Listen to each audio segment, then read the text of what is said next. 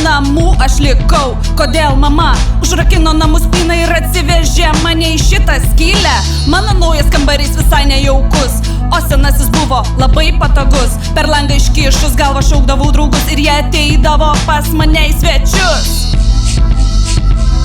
Nes ten, kur anksčiau gyvenau, buvo rojus, aš žinau. Kodėl reikia viską keist? Kam persikelt, aš noriu grįžt. Į seną vietą nebegrįšiu jau. Ar gali būt kas nors baisiau? Mes pažinojome visus ir visi pažinojo mus. Turėjau nuostabius draugus, kartu mes valgėm šokoladinius ledus. Deja, tokių dienų nebebus ir visa tai tik prisiminimas gražus. Nenoriu kraustytis į šią landynę, grąžinkite mane, nes man trūksta kantrybė. Nes ten